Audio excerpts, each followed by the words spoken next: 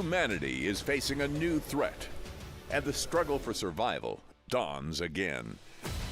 Muster military manpower with havens and vaults and destroy the hives. New free-to-play unit. In a world where manpower is a resource, drones are the answer to the zombie threat.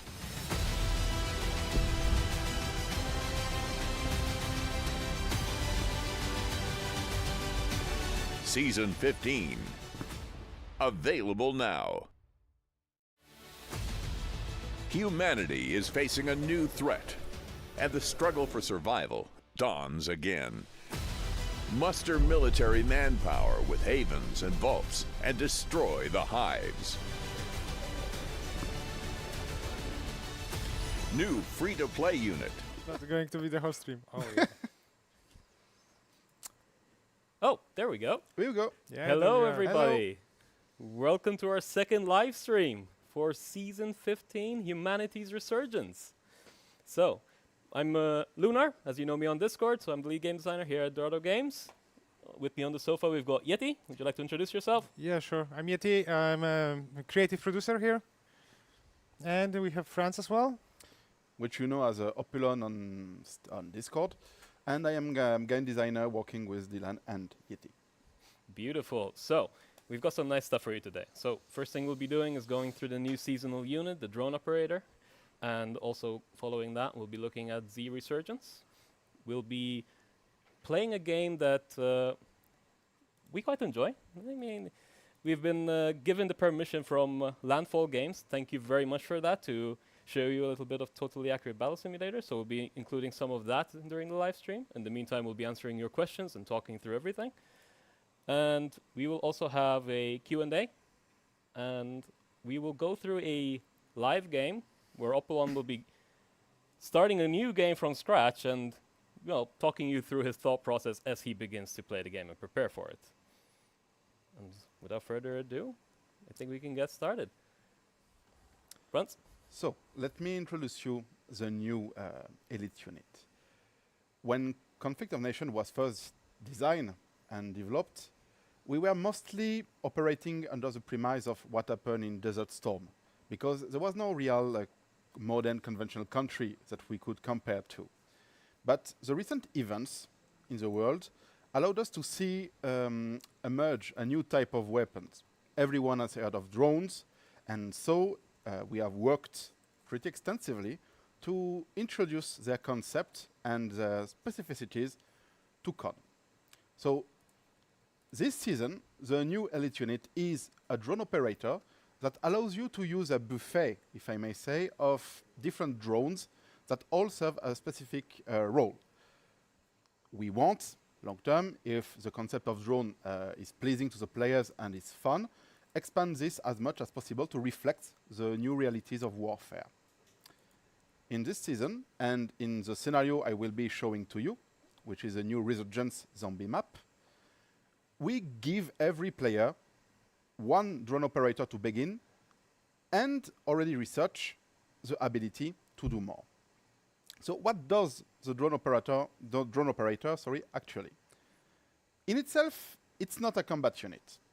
If you look at its stats, I beg you to not send it into close combat. I beg you. I tried to make sure it was obvious that it would suck in such context. Its real perk lies in what it can deploy. You don't need to research anything besides the drone operator, and it can launch 3 types of drone. Those drones reload at a certain rate, a bit like missiles or other deployables for those that are used to them, and they can fill a variety of missions. We think that the zombie resurgence scenario with the zombies is a perfect playground to play around and see their capacities, because not only against players, but you also have zombies to experiment and see how those drones could be useful in many public games. So let me demonstrate you those 3 drones very simply. First, we have the Recon drone, which currently in the different countries around the globe is used as some kind of a reconnaissance mosquito. It is cheap, it is frail, it is easy to shoot down even with small arms, but it serves its purpose to see what the enemy is up to. Here, for example, I've sent my recon drone to observe a hive above Lublin. The idea of such drone is that you can control it on the go, but it will expire after some time. In our case, the recon drone will expire after 2 hours of use. In the meanwhile, you can perfectly remove it, relocate it, and use it to follow enemy. Of course, the enemy can shoot it down, and would it happen, you'd need to wait before using it again. All drones cost money except the recon drone, so it is completely a net positive to use it. You have absolutely no drawback except for the fact that it will eventually give an information to your enemy about where the drone operator is. The other drone is an explosive drone that some people know as FPV, first-person view drone. This is currently used often as an anti-personnel drone or even anti-armored. It doesn't have a heavy warhead, but it can, explode like a grenade or a light mortar shell. In our game, I gave it relatively low damages, especially against entrenched units, but over time, and as the player will use his drone operator to launch, salvo after salvos of such drones, well, slowly it will attrition a bit like light missiles the enemy. Of course, it can be shot down as any drones. And the last drone I want to present you is the Sabotage Drone. The Sabotage Drone is mostly aimed at destroying buildings. In the case of zombies, I made it so that it would be a good idea for you to use those drones to damage the hives of the zombies, because doing so disrupts their spawning rate. So it is an easy way in early game, without any kind of heavy bombers or the missiles, to try to slow down the growth of zombies through constantly attritioning and damaging their buildings. You'll also notice here that I have given them some kind of anti-naval possibility. This is because in our game, I always believed that Navy was a bit too one-sided, in the meaning that if you have a Navy to counter a Navy, you're good.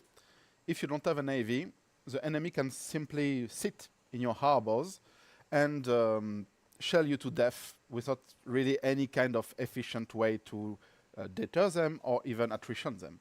I hope that the Sabotage Drone, with its large range, will be used by some clever player to create some denial zones for, defend from ground against a Navy-focused player. We'll see how it turns. In terms of technology, the improvement of those drones is pretty linear. I didn't go very crazy. I mostly want the player to experiment with the whole concept of drones, and they mostly gain a few little damages or a few little perks. For example, the explosive drone in tier 3, which by the way unlock as you progress with the drone operator, just gain the stormtrooper ability, storm position ability, which allows to ignore entrenchment, which is more useful. So, in summary, what you have here is a unit that can serve several support roles inside of your army, and if you commit on them and build a lot of them, it could even allow you to swarm drones in very, very large flocks at your enemy. Do you want to... How many drones will you end up being able to deploy once you've got a level 3 drone operator? Okay, so this is a good question. So, I've kept the 5, 10, 15 rule of limits. Mm-hmm. So, at max, you will have 15 drone operators deployed. And at tier 3, I give them more drones to launch individually. So let's say that you want to launch only Sabotage Drone. You would have 2 Sabotage Drone by drone operator. You would have 15 drone operator. So you could launch by salvo 30 of those babies. Nice. Which is quite a lot. However, However, black out the sun. yeah exactly. However, they still cost a little bit of money. They are not super expensive, but you know, it can drain the money stockpile pretty quickly if you are just spamming. But for your power fantasies of wanting to do so against your enemies, yes, it's completely possible. Beautiful. Beautiful. So just because I forgot to mention, guys, in the chat we're going to have giveaways, so keep an eye on there. You'll be able to redeem a code. There's instructions there, so you'll be able to basically copy and paste the code into your game chat and actually be able to redeem some free gifts throughout the live stream, so keep an eye on that. The other piece of content we've got for you this season is Z Resurgence, which is effectively taking manpower and placing it inside of places of interest around the map called havens and vaults. Effectively, the idea here is the narrative we went through with this season when it comes to the zombie scenario is that you've got a small portion of the population which is immune to the zombie virus. These people are effectively the last remaining hope for humanity to make sure we get rid of this virus. So they need to be protected at all costs. So while the non-immune part of the population are still habitated in cities and running the factories and so on, the immune part is locked away in these vaults and havens, and you need to secure these to be able to get yourself some personnel for your armies. So taking control of these vaults will be an essential part of the gameplay in Z Resurgence, because otherwise you're not going to be able to have enough manpower to sustain your armies. And this is also where the drone operator comes in, because it gives you a way to be able to sustain combat without using manpower as much. And another concept which I believe you haven't touched on, Franz, is the introduction of a new damage type for the drones, right? Indeed. Maybe because I thought it was obvious, but you're right, it isn't. Oh, yeah, that was leaked a little bit Exactly. yesterday. Yeah, you guys got a bit of a sneak peek small yesterday. teaser. Exactly. People were wondering, okay, what is it about? Why is the UAV still a fixed wing? Well, it will probably be changed down the way, but the real reason of the introduction of this new HP type was for those specific new unit drones, which, as you can see, have this new HP type. Here, the reason is twofold, I'd say. The first is that the last time we tried to introduce a drone, it was elite loitering munition, and it was really not that good. It was not that good to the point that we decided to not sell it and to go back to its design to improve it. The main reason of it was a fixed wing. Ergo, it was behaving like a plane. It was very easy to shoot down. It was basically very easy to counter with the usual anti-unit of planes and helicopters. And we said, yeah, we lack basically a new feature, a new HP type that would allow us to create new way to penetrate air bubbles, a new way to inflict basically damage on players that would be a bit too protected on the plane or helicopter side. So we are very excited with this new HP type, because a lot of players have often asked us, why don't you add new altitudes, new armor class, or this kind of stuff? And for several years, our answer has been, it's too complicated. And it was the case, effectively. But thanks to the efforts of our developers and refactoring, which is a boring way to say you are recoding something to make it work better, it became feasible. And then for this season, we had the pleasure to see that they said to us, yeah, of course, we can do it. It's a good idea. Let's go. And here you go. So for us, it's a way to expand the scope of the game and to add new layers of complexity and tactics to what already exists.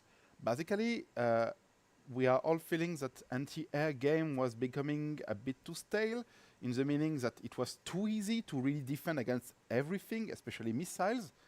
And of course, drones allow to shake a little bit this status quo, because no, if you have an amazing defense against missiles, well, drones will get you. Mm-hmm. Does that mean we're going to be introducing some new anti-drone defenses to existing units, do you reckon? Of course.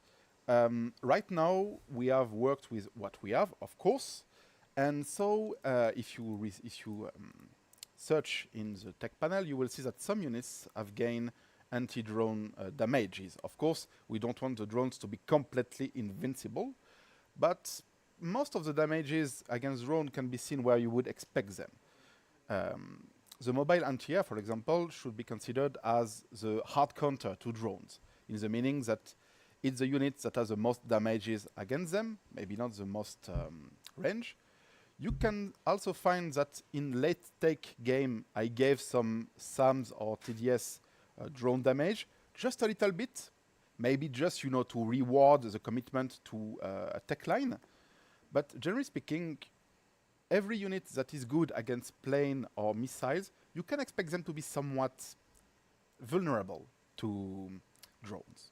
For example, frigates do not have any drone damage. And for that, I'll admit I inspire myself from what is happening right now in the Red Sea and around the Gulf of Aden, where the combined navy of many countries are struggling like hell to stop drone attacks on civilian ships.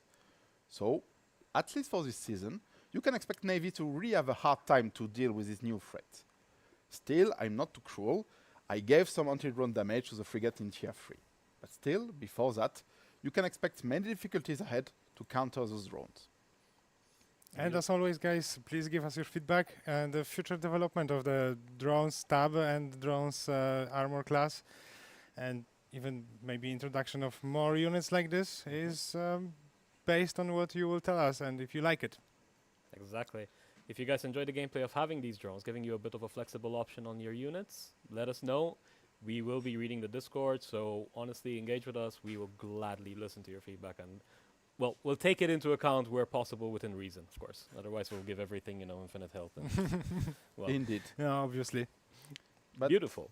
a reasonable feedback goes a very long way, especially as you probably know by now that we go very often into Discord discussing. I even crawl a lot through Reddit and answering people.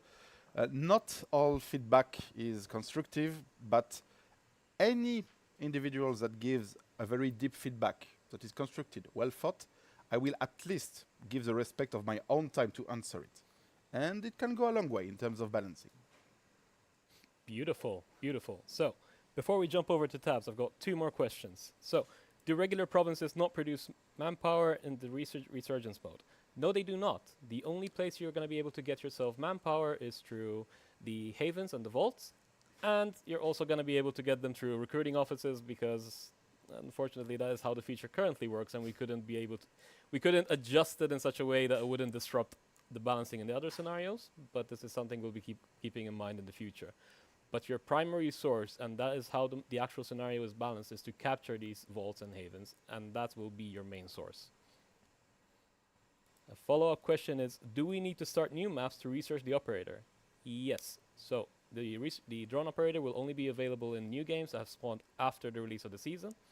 This is not to disrupt any ongoing games, and potentially, break something unexpected as such.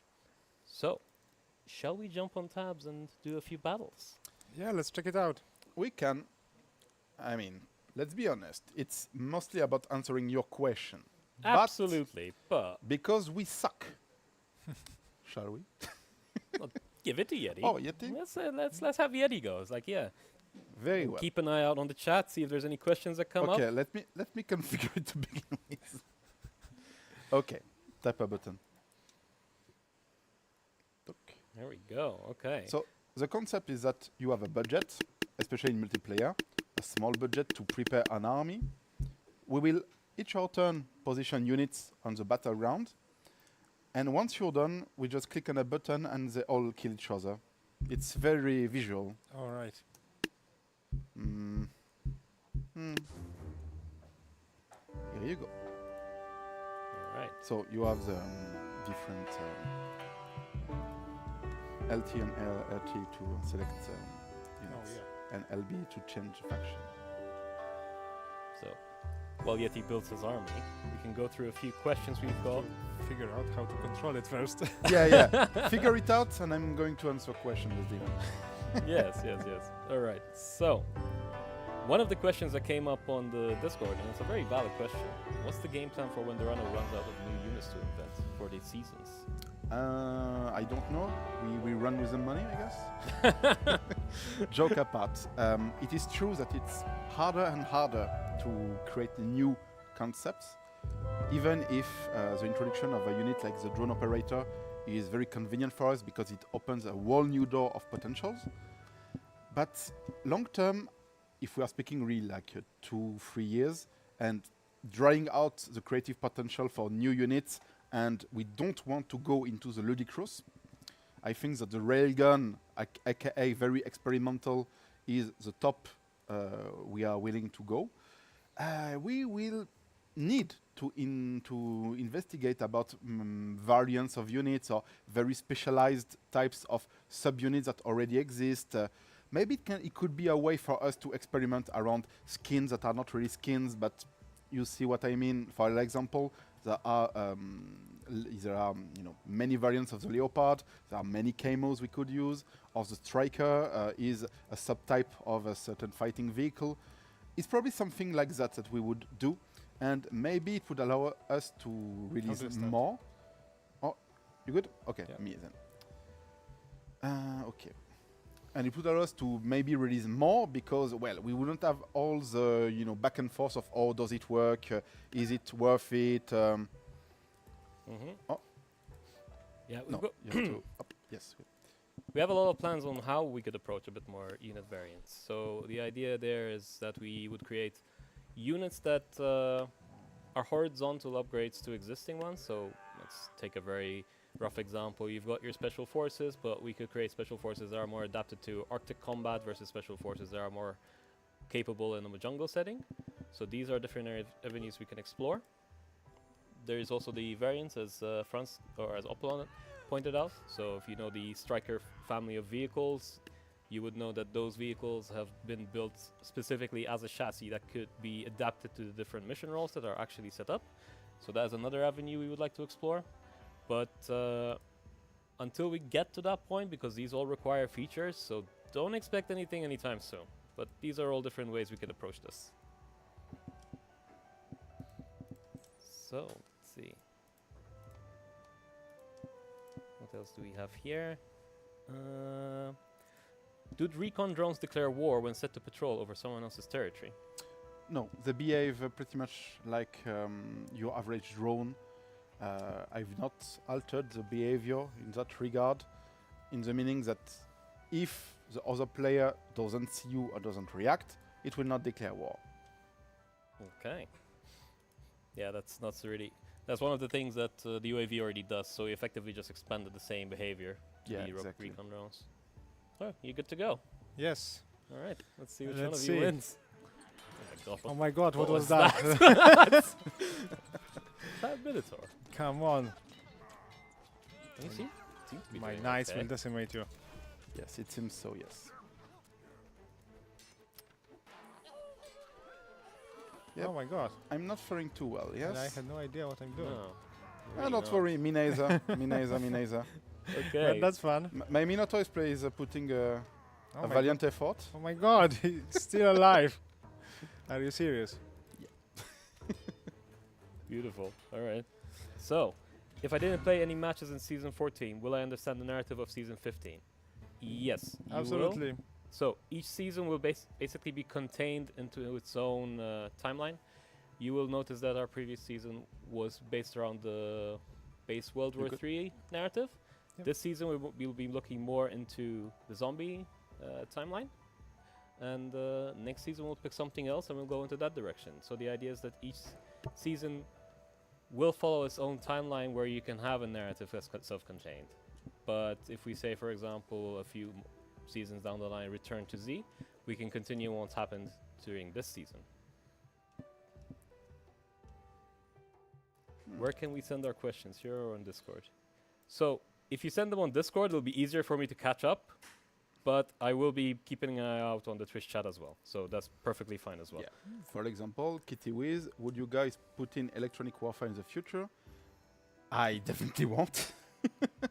But the problem here is mostly technical, in the meaning that we don't have yet the ability to change on the fly stats of units or to apply, area of effect or this kind of very RPG status that are basically the ground that will be needed for electronic warfare to work. because in effect, in how the game works, for electronic warfare to be interesting, it would be a unit that could generate a round of it in a radius.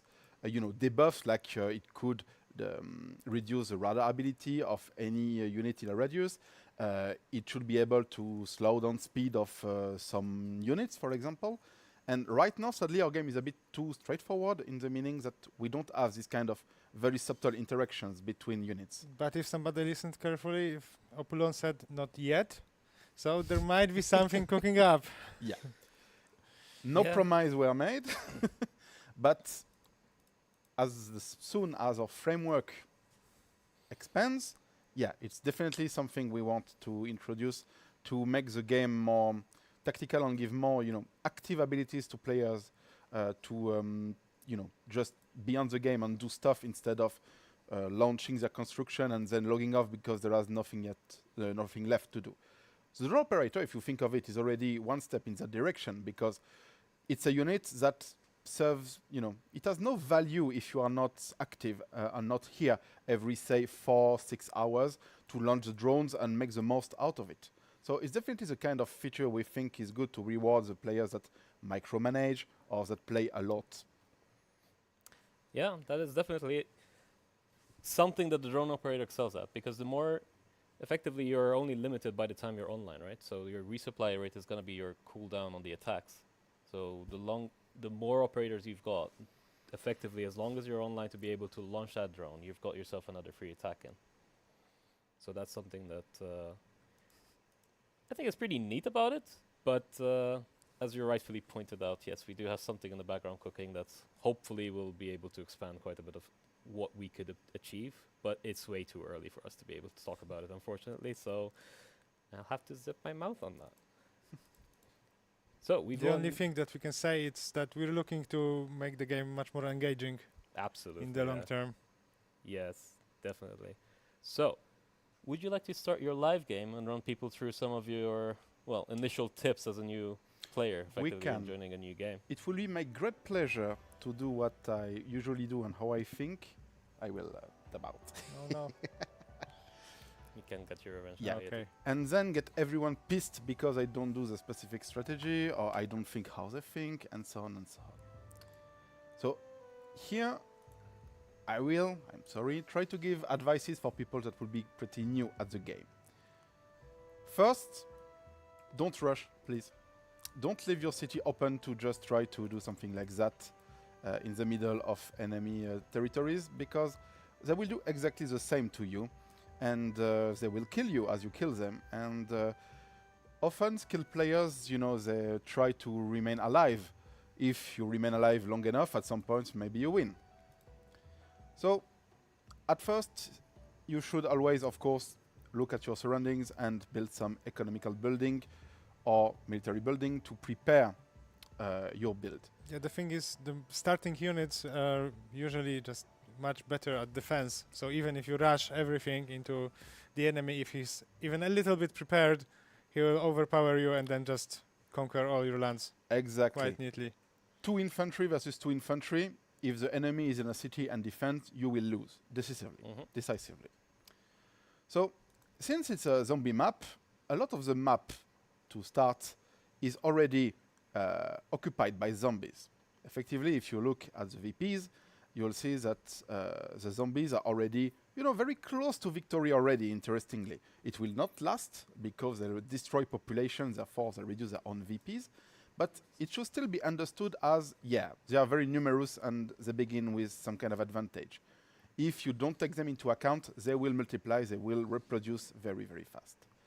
So, usually I like to begin with CRV for a simple reason. It's very good against infantry. But since we are surrounded by zombies, and since I already began to attack them, so the AI will definitely focus me because I'm the first human to have grow it. No worries, they would declare war on you anyway during the first day. True.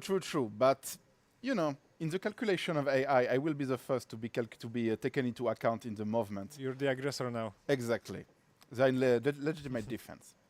So, ironically, I would mostly go into especially on Europe Doctrine, mechanized infantry, because it has a very good value in defense, especially against armored units. And since it will be a game where everyone has drone unlocked, I will go towards mobile anti-air, which is not only a good general anti-air unit, it's also quite tanky for what it is. And patches after patches, I've made them more and more cost efficient.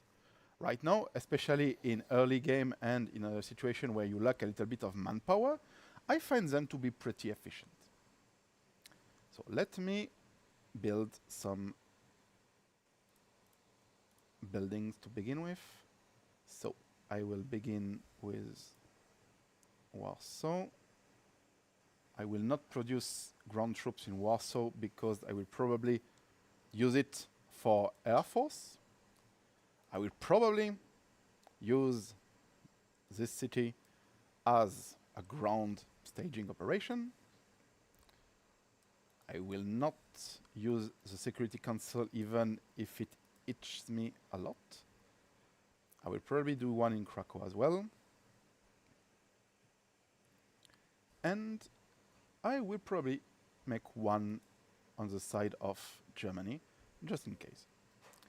One thing important with Conflict of Nations, and it's something that a lot of new players do, like this individual, is to do military base or spam as much building as they can everywhere.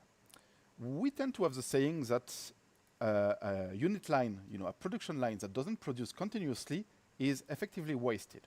And you don't necessarily need to build everywhere. You just need to build enough for your needs. And this goes through some anticipation.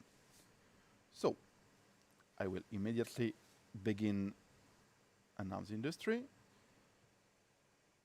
and another arms industry. Here, my main thinking is pretty simple. I have kinda enough supplies if I'm not spamming infantry. Spamming infantry is often something that many players, especially beginners, do. It's not the only way to go to begin with, and in a game where a lot of zombies are spawning, it may not be the best way. Hey, let me explain myself. Zombies do not have a lot of HP, this is true. However, they are considered hard targets, like tanks. They also have a decent anti-infantry damage, and they get very remarkable bonuses when attacking in cities. Therefore, they really look like combat recon vehicles, which by default are often used by skilled players as an early assault vehicle because it's very good to kill starting infantries. And in that regard, zombies will act the same.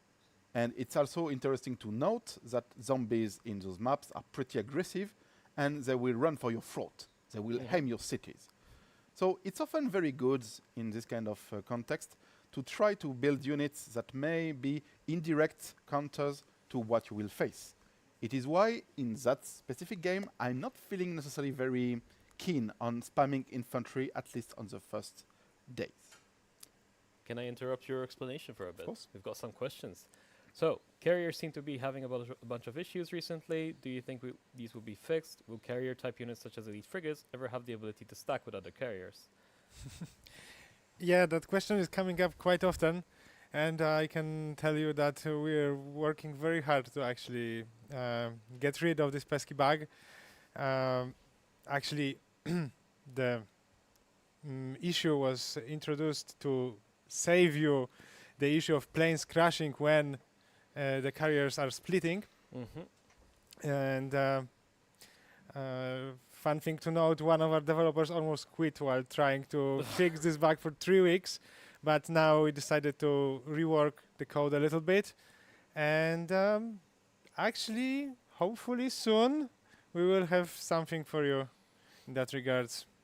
Yeah, they've been causing us a lot of headaches, but hey, it's better than having your planes crashing, so this is why we had to effectively restrict their stacking until we actually deal with this problem, because, well, we don't want a situation where you end up losing a lot of aircraft just because you stack the aircraft carriers and then split them up.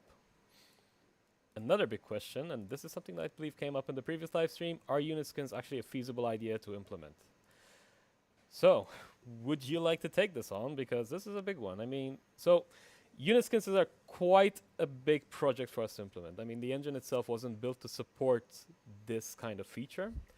Over the years, we have been moving in the direction where we've been adding, more capabilities to this engine. We've been optimizing a lot of it, and eventually it might unlock the potential for us to do this. So we can't promise anything in this area now, but you can rest assured it is something on our radar. It's in the back of our minds, if nothing else. Indeed. I mean, a lot of players are asking us, okay, why do you hate yourself so much and refuse to sell skins because we want to purchase them? And let me reassure you, we are not that stupid. If there is a need, a demand for such thing, of course we consider it. But as Leonard said, the problem is mostly technical. To be honest, your experience comes first. We don't want to risk the performance of the game, especially on mobile devices. That's why until we improve the game enough to be able to handle those skins, we won't go that way. But we definitely would love to. And we're working hard to actually do it. Yeah. To give a little bit of trivia, our developers are already a bit sweating or worried when we add a new seasonal unit. They ask how many. So for the drone operator, when I went like a good 6, 7, they're like, it is a real performance concern. So skins that need to be loaded in terms of graphic to the game, that make the app heavier and create a whole lot of new issues to tackle in terms of code and how to show and how to integrate or what kind of user interface to create to accommodate them. Yeah, it's a real big topic.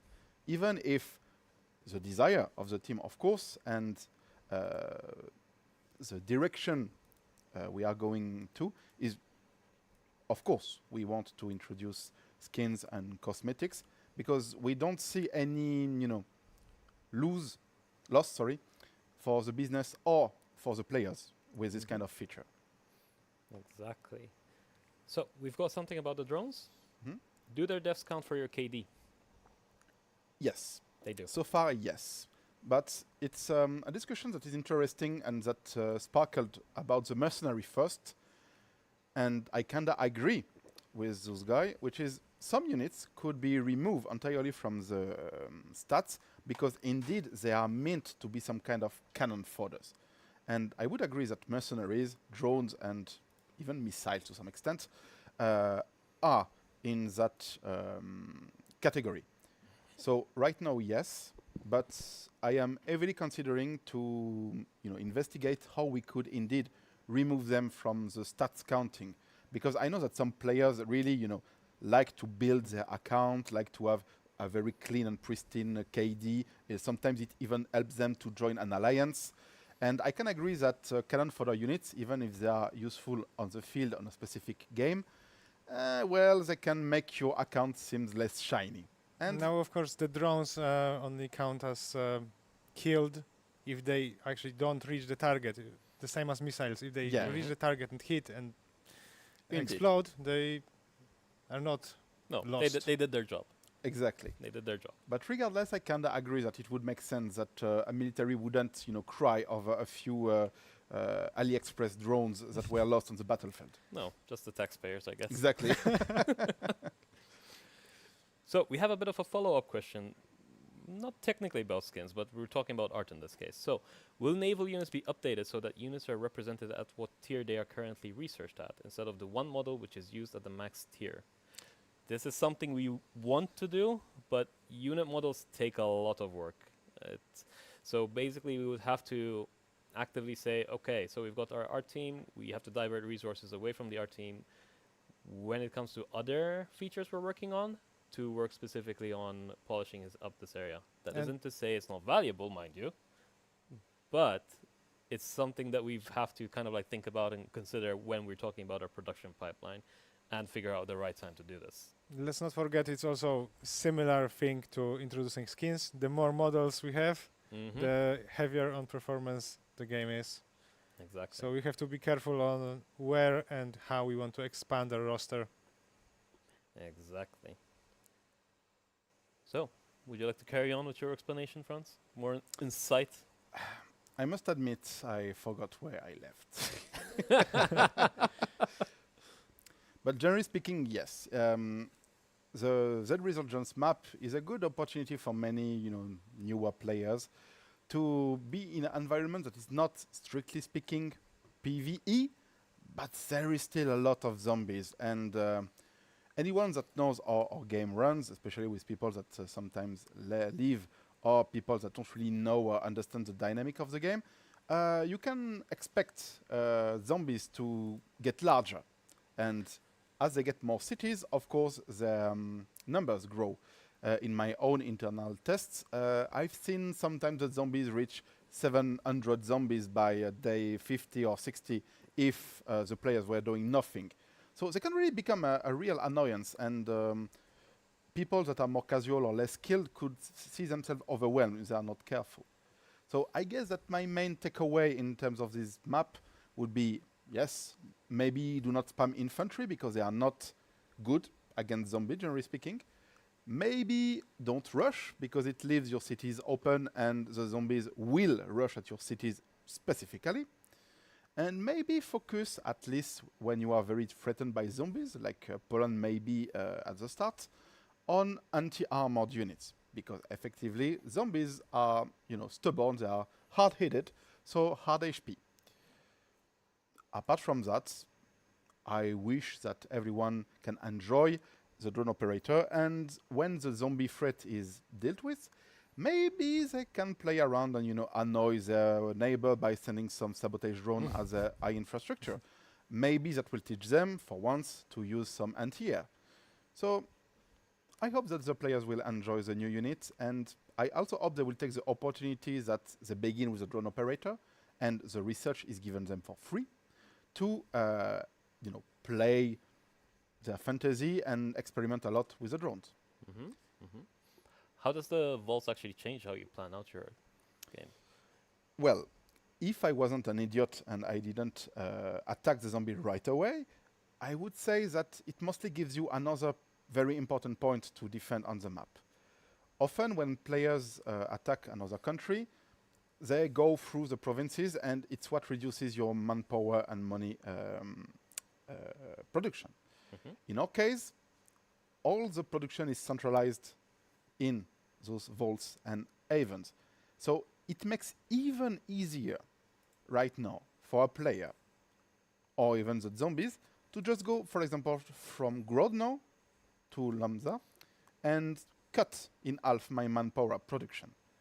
So it really creates new threat points, even if you are not an infantry spammer. Mm-hmm. Maybe if you don't protect yourself properly and you go to sleep, maybe you will wake up with basically no manpower left. And it can be problematic to come back from this kind of threat. In the same way, here I could very, very, very easily rush and steal this vault from this player. I will not, because he's a new player. Aren't you being nice? Do you think they'll return the favor? No. They will have no. They will have no mercy. You cannot expect that. Beautiful. All right. So, will there ever be a shift to having melee units with with much more attack bonuses in different terrains to try to promote the use of melee units over something like an artillery unit?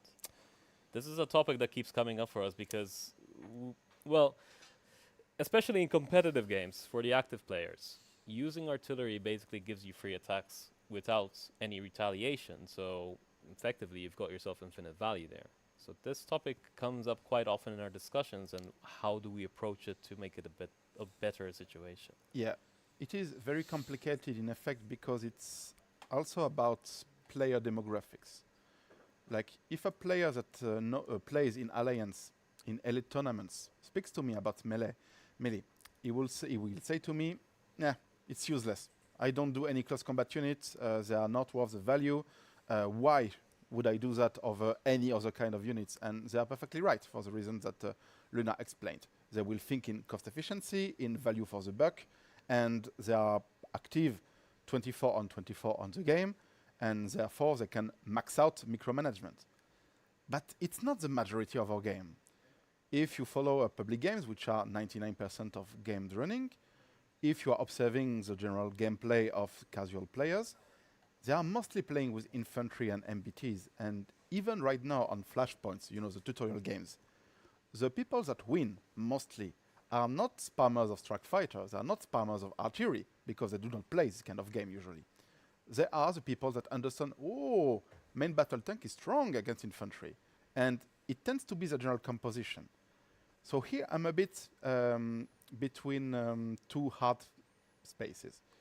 If I buff significantly melee units, of course I make them more playable for skilled players. Yes, I could give 50 more HP to tanks. Yes, I could double the speed. It would be effectively what is required to make them playable in a competitive environment. But then, what about the general gameplay with casuals and basically all the other players? So it's very complicated for us to really make melee more viable than it is already in the perception of players.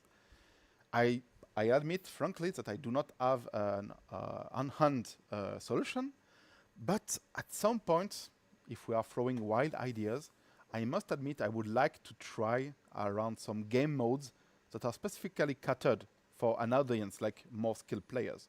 Like a game mode where tanks would have 50 more HP and double the speed, just because for skilled players it could make sense, it could be interesting.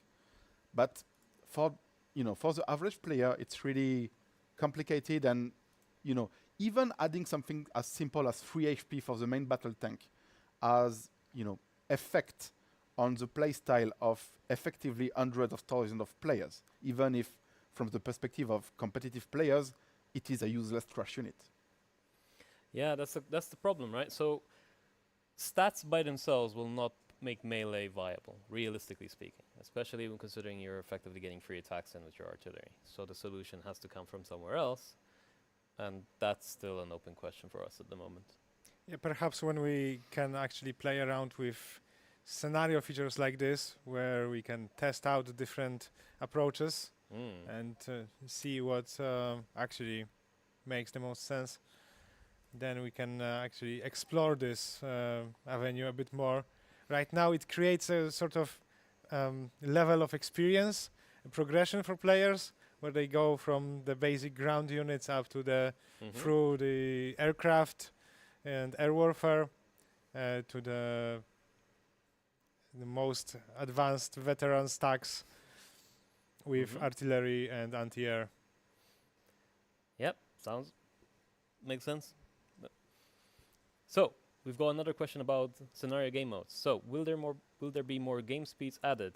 I've heard a lot about players who want to play 0.25 times speed, also 2 times speed, but there's also 8 times and 10 times speed. Will we be seeing more of these?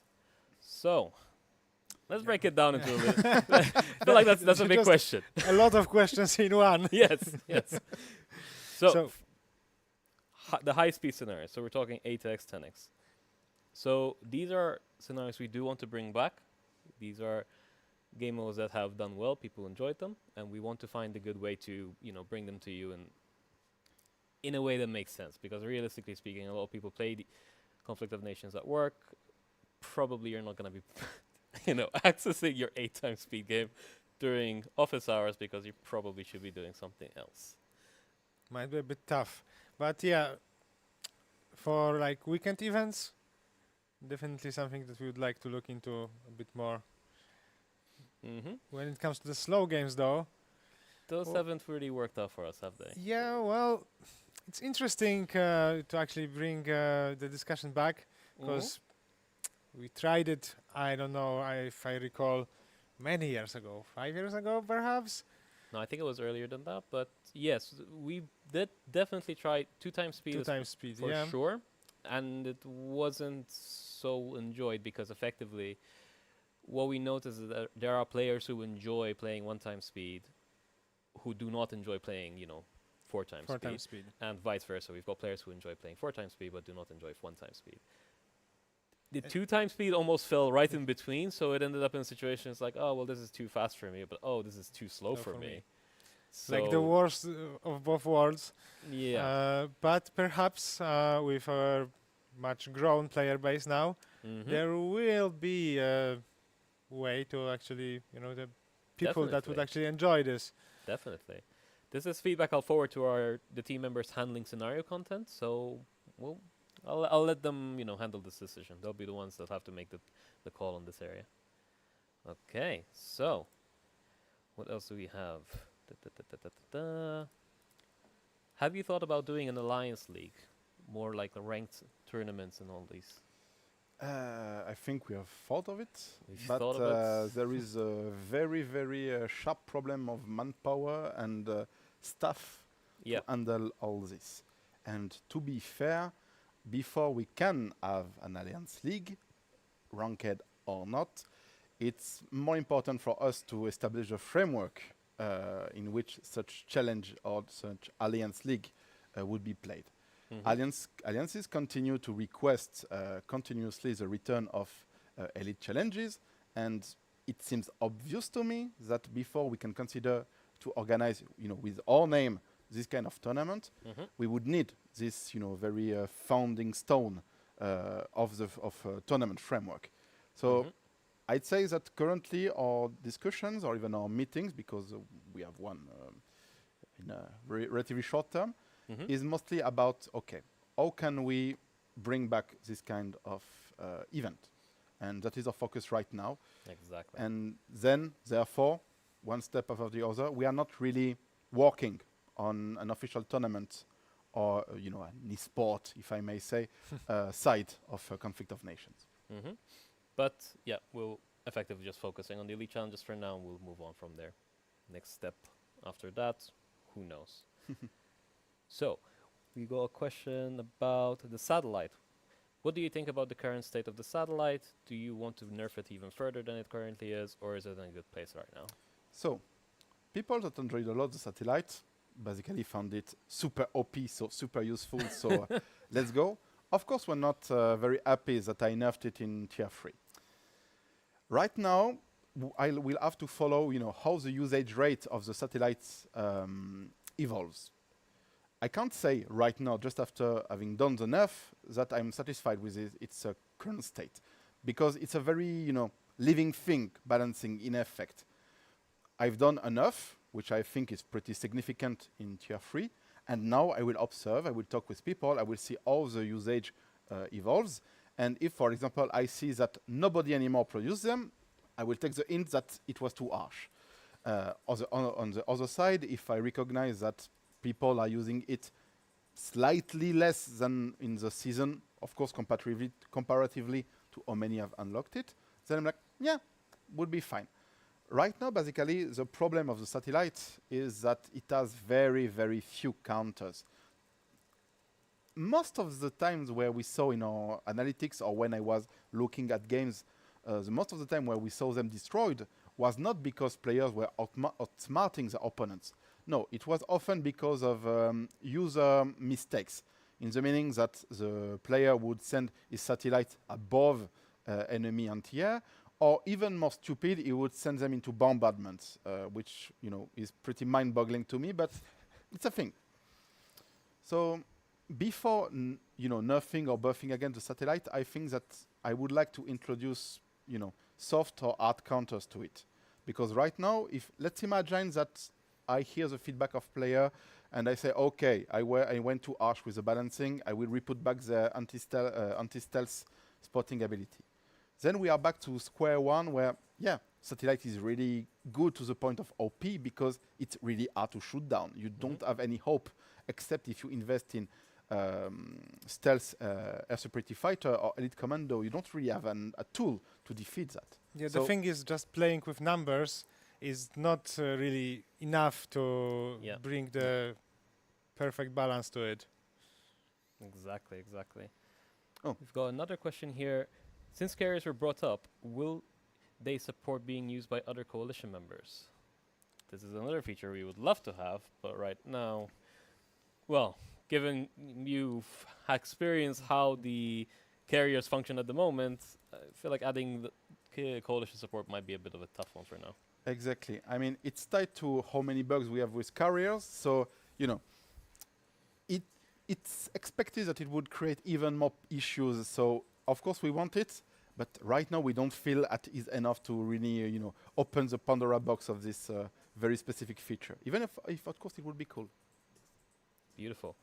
So, there is one particular rework which we're working for the alliances right now, which I think is worth mentioning at the moment. We are actually working on reworking the ELO system to be able to make it a bit more, competitive for the alliances that enjoy competing with each other. I believe you were at the head of that, weren't you, Franz? Okay, so most of the credit goes to Maxim, which was previously a community manager, and that came to our design team. So all kudos for all the work throughout the months is mostly go to him. I mostly went to assist him in the last stages to give feedback and to help see how I could assist, or how we could, evolve this rework with time. So I can give you the general idea and the big line. So it will mostly be a topic for people involved in alliances. Sorry for those that it doesn't interest. Right now, if you look at the leaderboard, you'll notice that most of the top alliances are not really top alliances per se. Often they are inactives, or they are what we call farming alliances. In other words, they mostly play against beginners. They refuse to play against prior adversaries, and it's how they trust the leaderboard, because they only play against easy they only play 1, 2, 3. They only play easy victories, and they refuse to play anything that could give them a loss, which is not the way of the real top alliances.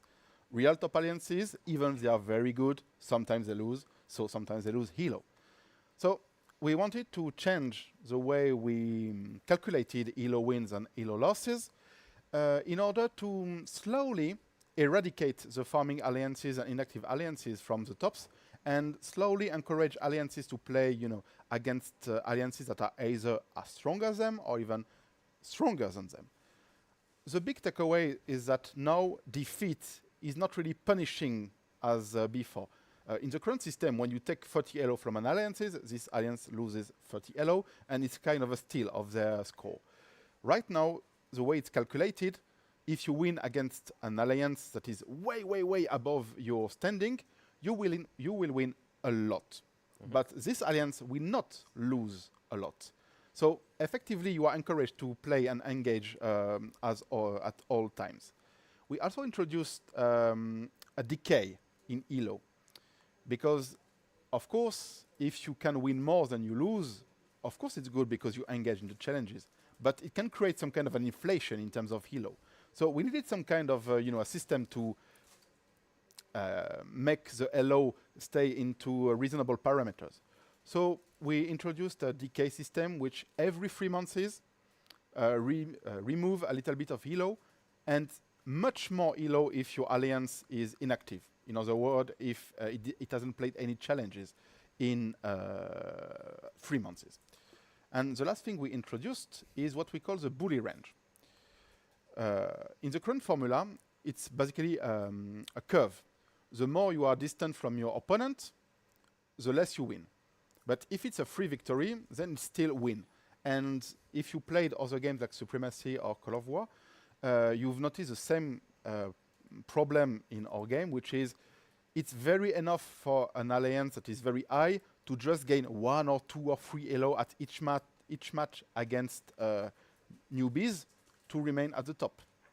So we introduce this bully range, which basically means, if you are 30 or 25% elo score above this alliance, then on defeat or victory, no elo will be traded. It still means that you can play with this alliance. It just means that there will be no score result. We hope that this way, slowly, and of course the formula is bound to evolve, we hope that it may lead to a leaderboard that is more representative of real skill, and that the farmers will slowly, fall at behind and not be able to, take the glory of the real top players and alliances that every day push the boundary of game understanding. Just to not confuse anyone, the feature is in its last stages of testing, so it's technically not introduced to live yet. It's just one switch away, but we want to make sure that everything is all right before we do it, and everything will be working as intended. One would hope. One would hope. We will- Beautiful. We'll have to be very flexible about this new feature because basically, at least for the first months or even year, maybe we will even think of it as seasons. We will adapt and change the parameter on the go depending on feedbacks because we are completely aware it will not be perfect and that at least in the first months, the leaderboard will not be as satisfactory as many alliances expect. Mostly because a lot of alliances overestimate themselves and others underestimate themselves. There is also the issue of very old alliances that have a lot of glory and a lot of recognition, even on our behalf, but that maybe they did sub-alliances, and so who won what elo is much more diluted. So it will mostly improve itself with time.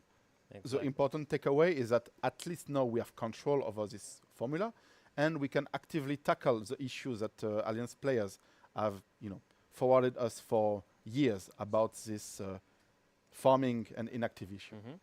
Just to go back to, well, take a step back effectively, because I've noticed people didn't necessarily understand what we said before. So when it comes to elite challenges, are they coming back?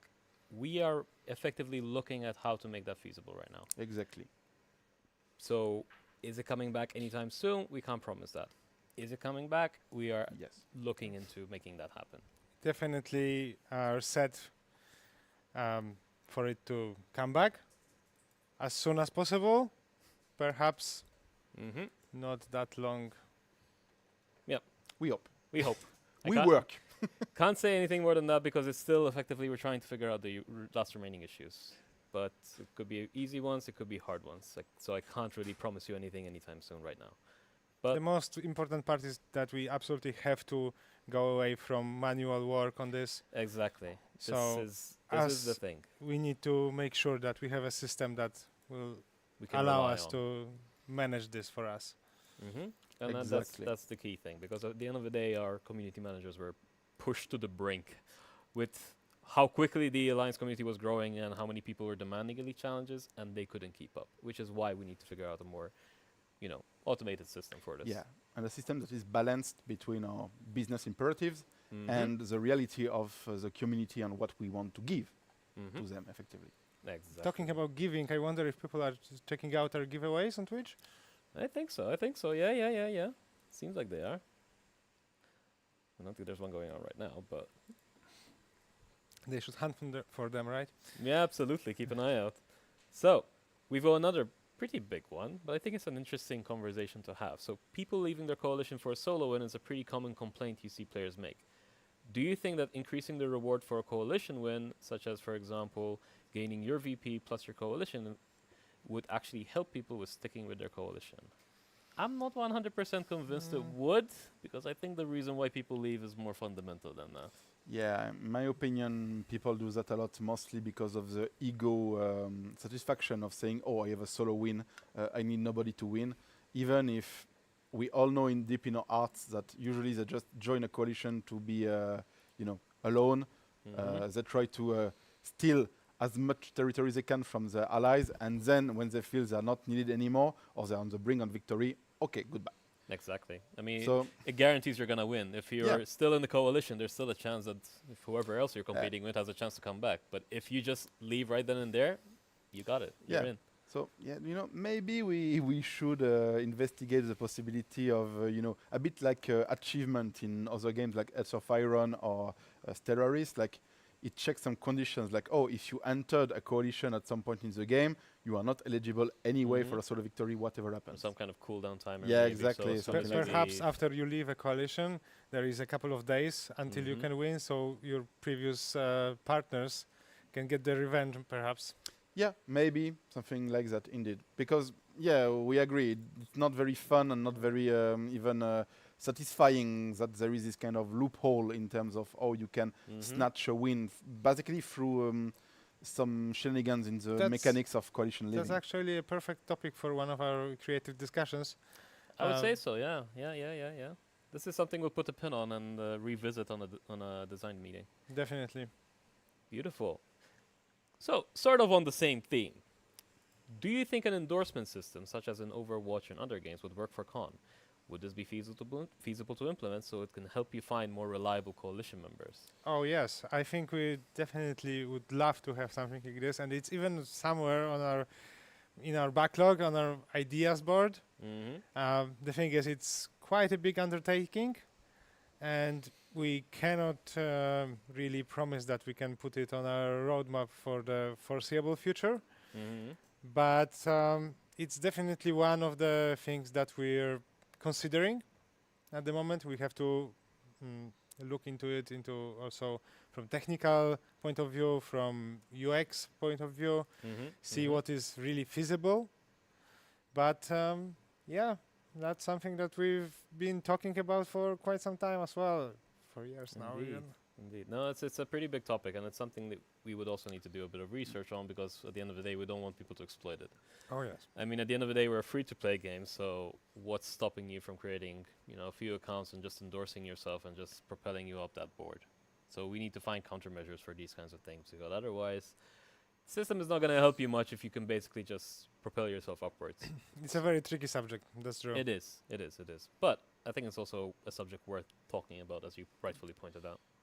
I saw in the chat someone whining a little bit about the elite loitering munition, and it came back to my mind that with the release of the season, I tried to buff them. So as you'll notice, they now have the new drone HP type, and I gave them a little bit of a oomph damage against infantry, so that they can be, reliably exchanged for cruise missile, but more against infantry. So I guess it should make them more useful now. You'll tell me. We can balance it again. That looks pretty freaking but good. The fixed wing HP was their main weakness. Now they are drones, so supposedly they should, kill much more. Do they have increased coverage? Do they cover a wider area? No, I've kept them pretty similar to before. I just played around with the stats to make them more complementary to cruise missiles. I didn't even change their cost so far, and just gave them the new HP type so that they would endure much, much more. Beautiful stuff.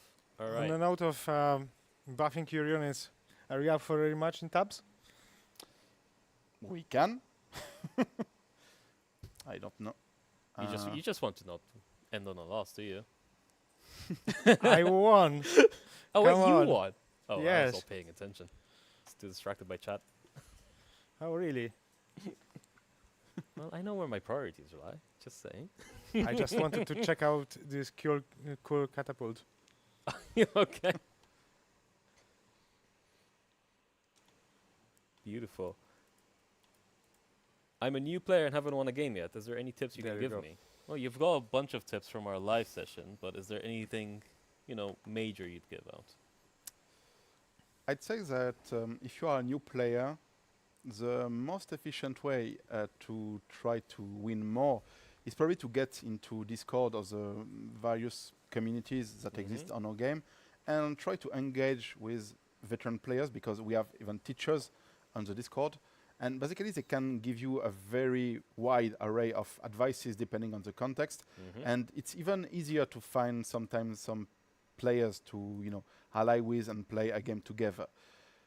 I could give you a lot of, on-the-fly advices that wouldn't necessarily apply to your situation in your game, because our game is too complex for that.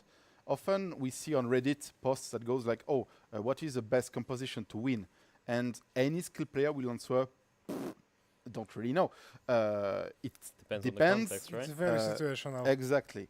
So I'd say that the most easy way and the most efficient way to increase your win rate is, go into the communities and try to find buddies, because when you find people that you can trust, that will not betray you and that will play with you really as a team, it's where your chances to win increase dramatically, even if you are still learning the ropes. I think Definitely. what is really important is not to get hung up on one build and know when and how to adapt. And I think it's an important one to also approach this kind of like a roguelike, right? Just because you lost one game doesn't necessarily mean your next game can't be better. Absolutely. So learn from the games you play and don't feel too bad about, applying those learnings in the next one. And my piece of advice, like my big one, would be just find a coalition and join a coalition. Try, at least when you're starting off, probably don't try to go for a solo win. That is a Probably bit of a challenge, to be Talk honest. to people, Yep. engage in diplomacy, that helps a lot. Yeah, the diplomacy game in con is quite important. So I definitely recommend that. So, do we want to see if France gets to win in tabs? I'm not very good at this game, eh? I mean... Okay, so... These catapults are pretty strong, man. Yes. What do we have? Ooh, there's an interesting No, question. I'm losing again, you know. Add Are the you sure? Whoops. Here's What did I do? here's an interesting one to maybe end off. Yeah. Have you considered adding the possibility to play as the insurgents after losing the game? After losing the game. That was Interesting. Well, we you can't share one insurgency behind everyone. We had But- one map once with a Yeah. playable insurgency, but we never considered. Well, the thing is, who would get to play this insurgency, right? We only have one per game. Yeah. Yeah, beautiful. Well, I mean, it could be a fun little scenario we could find an event for, but I feel like that would take a lot of work to implement. Indeed. And don't forget the elephant in the room. Insurgents are fun if the guy playing insurgents is, he knows Good at what what he's they're doing. Yep, that's the other part. So, guys, we're going to be closing off, but before we do that, so here at Dorado, we have our 10-year anniversary starting in October. And related to that, we're going to have a few in-game events, so stay tuned on Discord for the announcement on that and what we'll be doing in-game. And I hope you'll enjoy celebrating with us the start of Season 15, plus our anniversary coming up very soon. Oh yeah, it definitely won't be boring in community during season 15. Yeah, I mean, I'm looking forward to playing this scenario, to be honest. Yep. It's such a twist to what we're used to at this point, so I'm quite looking forward to it. And the drone operator Yeah, is it was also really great. cool being part of actually figuring it out. Yeah, that the balancing for it was a challenge to actually get going. So, guys, if you've got feedback, please let us know. And there's still a couple of things that we haven't mentioned in this scenario, a couple of quirks that you might discover yourself if you start playing. No, I'm not gonna say them. But on that note, guys, I hope you enjoyed yourselves. Thank you very much for joining us, and we'll see you next time. See See you ya. on Discord. See you guys. Humanity is facing a new threat, and the struggle for survival dawns again. Muster military manpower with havens and vaults and destroy the hives. New free-to-play unit. In a world where manpower is a resource, drones are the answer to the zombie threat.